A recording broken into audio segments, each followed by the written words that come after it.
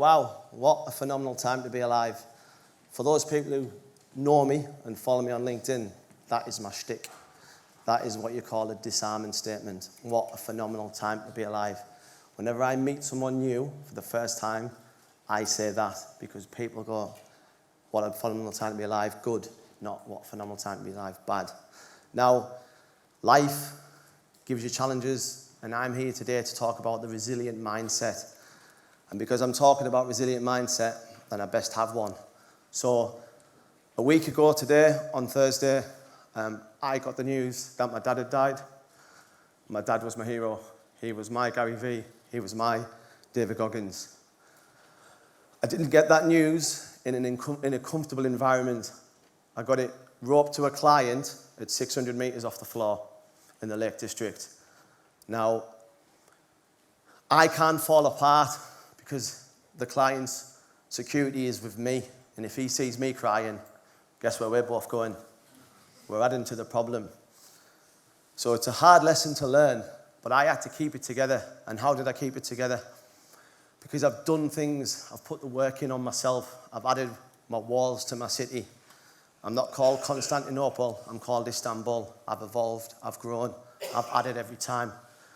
What I'm not saying is I'm a T-800 robot, I'm grieving, I'm hurting, and there'll be a time for that process to come out, but at 600 metres attached to another human being, that's not the time. Irony, I love lighthouses, there's a lot of symbolism to it, great symbolism to it. Safety, security, it's a universal, everyone knows what it means. Mindset, it's more than a LinkedIn post. It 100% is more than a LinkedIn post. These are just some of my fundamentals that I believe create a great mindset. And I'm sure lots of people in this room have these fundamentals. Consistency. If you're going to do anything, be consistent at it, because that is the game changer. I know loads of talented people, but they've just got no consistency. So guess what? They're brilliant for an hour, and then they're shit for the rest of their life. And that's not going to get you anywhere. Open-minded. I never used to be open-minded. If we didn't think the same and you didn't sound the same as me, we wouldn't have got on because I was closed off to it. So now I'm very open-minded, and I'll talk later about woo-woo and rah-rah energy, which I sort of use as a masculine, feminine talk. Growth mindset. Yous aren't my crowd. Not really, apart from you human beings, but when Herb said, do you want to come and speak at a Think Digital conference, I was like, I don't know much about tech, but you know what? It makes me feel uncomfortable, so I'm going to go and do it. So move towards the things that make you feel uncomfortable. A desire to learn, that's key. Like, what's something new that you've learned recently? You know, be hungry, be curious, go and search it out. Last week I got invited onto Spice FM radio here in Newcastle, an Asian radio show.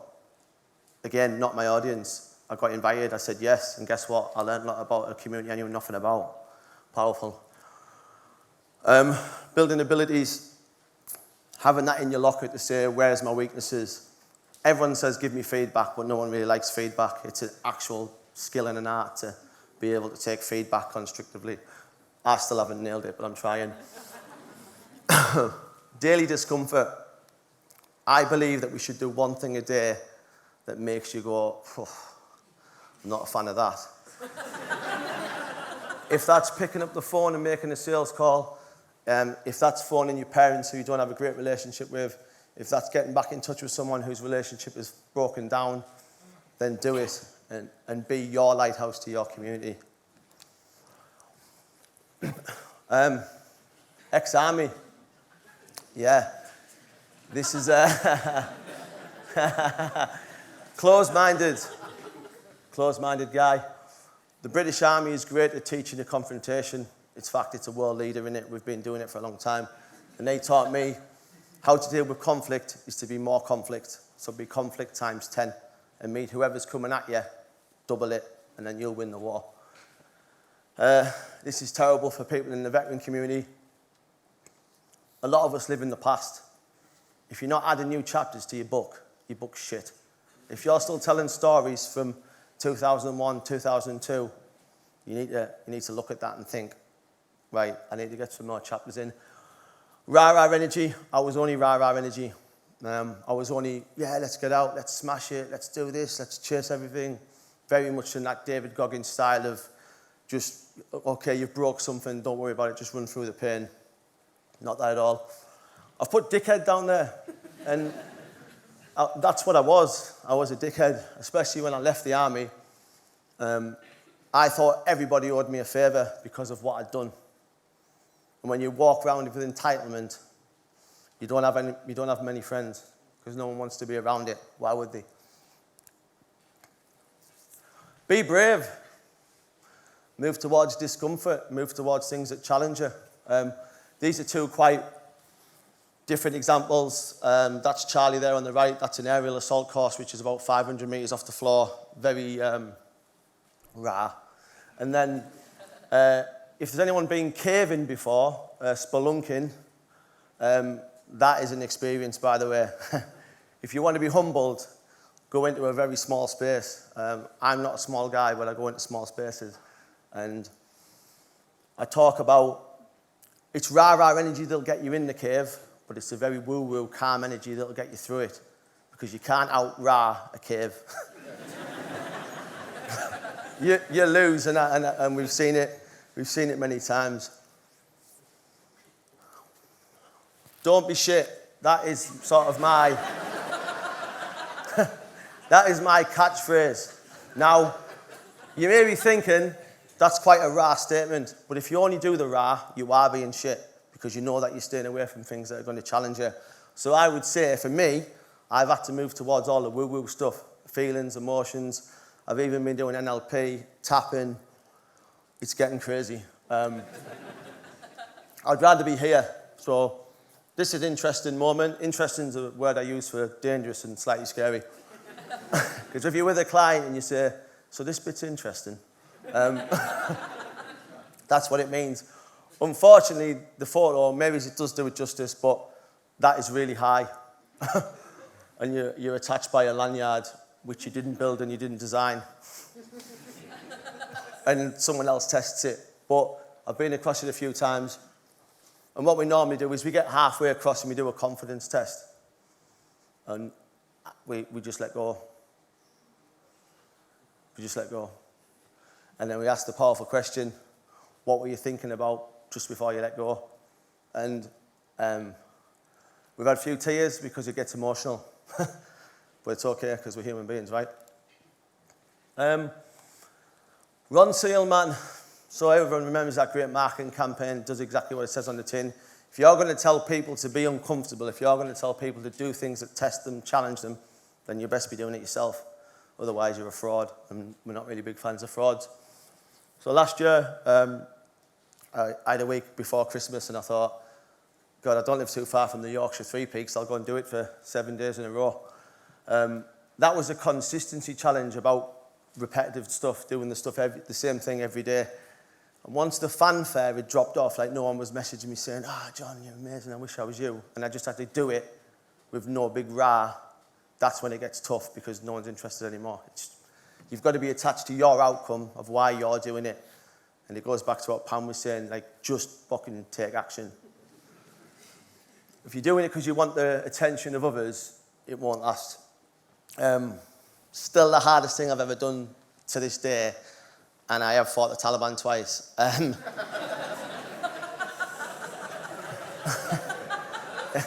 If you're going to sign up for 100k ultras, top piece of advice, train for them. Or you're going to turn this into what this was, an absolute sufferfest. All the emotions, big bravado at the front end, tears in the middle end, hating my life around about Scarborough. I thought, like, has someone moved Filey? I was like, because I don't remember this being as far away as this. And I remember getting to 100k. Now, I was told it was 100k. And I was like, well, I'm on 101 here. So what's going on here? But the guy who runs the event is known for, he likes to call it character building. My character was well built on 103k. And when he said to me, are you coming back next year? I went, I'd love to come back next year. I've not been back, and it was 2 years ago. But it was a great personal challenge, and I learned a lot about myself. I learned I can suffer with the best of them, and suffering is a big skill. The journey, caving, there we go. Very interesting. I heard, remember what I said about interesting? I heard a saying which I'd not heard before called burn the boats, and I instantly loved it because it's very fucking rare, isn't it? And I just say to people all the time, it was never a great time for me to start my business. But what about this, and what about that, and what about it? It's always going to be someone's birthday, it's always going to be Christmas, it's always going to be some sort of chaos in Parliament. There's always going to be something going on. But you just have to say, okay, let's do it. And I did it, and I made that bold decision. Now, is it scary? Yeah, but it's one of those things. Once you go all in on yourself, I ask people to go all in on themselves. So how can you do that with me if I haven't done it with myself? It doesn't align, does it? So go all in on whatever you're doing. Like 100% go all in. Don't go home though and burn like your dad's boat if your dad's got a boat. It's only a metaphor. Asking powerful questions will lead to powerful answers. These are just photos for a bit of jazz. So all of these environments I've been in, rock climbing, mountain climbing, abseiling, fighting the Taliban, caving. My worst environment was my own living room because I knew that me and my partner had drifted apart, and so did she, but we were in a relationship of convenience. That's not unheard of. You start a business, you become different people. I'm not the same person when now we've been together 20 years. And I knew that I had to go home and say, can I ask you a question? Are you happy? And are we in a relationship of convenience? And that was the most uncomfortable I've ever been. And that was in my own living room, a place that's supposed to be safe. And she said, no, I'm not happy, and yes, we're in a relationship of convenience. The right side of me, gone. But again, because I've done the work and I'm doing the work, I managed to rebuild that bridge, and I've managed to become better. For men out there, I went and got a relationship coach. No one taught me how to be good in a relationship. My dad was good at many things. He wasn't good at telling you how to be a great partner. So if you're struggling, obviously seek help. We have coaches for everything apart from where we really need them. Bucket lists, super important. Why are we here on earth? What we're doing? To just go to work, make money, go out, get drunk, go to work, make money, go out, like just repeat that till it's over. Not for me. This is on my bucket list. Land's End at John O'Groats, brilliant. That's booked in for September. I'm not building a bridge, I'm jumping off one. There's a metaphor there as well. Matterhorn will be next year, and then I've got some crazy idea that I want to go and swim with great white sharks in the ocean. So I'll let you know how that gets on, or you'll see me on YouTube being eaten, one of the two. But either way, who actually has a bucket list, and it can be, this is my bucket list, this is what works for me, but what works for you? And is it getting done, or is it next year? I'll do it next year, and then next year, and then before you know it, someone's reading out how much of a great person you are, and it's game over. So get looking at that bucket list and start thinking, how do I get to this? You've been a fantastic audience. Herb, you're an absolute legend. Thank you very much, everyone. Cheers.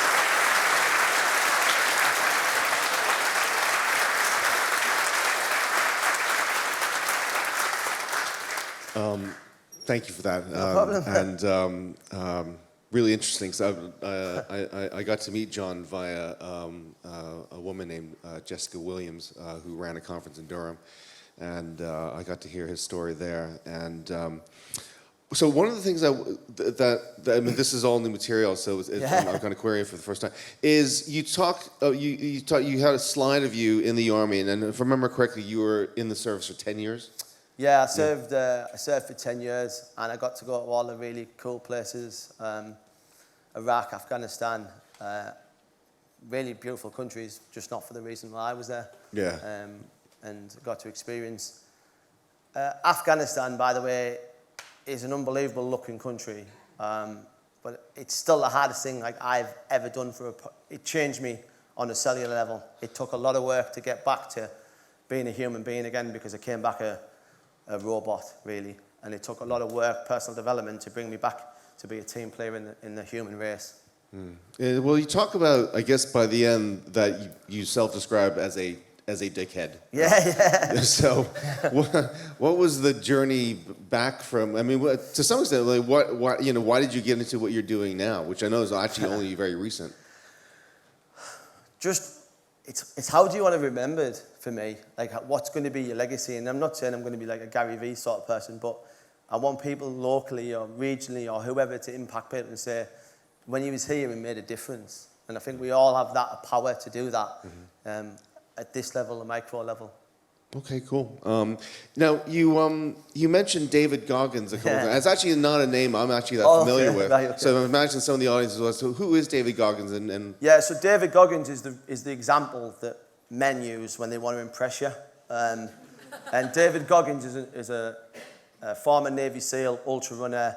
He talks about staying hard all the time and just run through everything, and everything can be solved with just getting after it. The only problem of that is, how are you going to manage it forever? Like, how are you going to...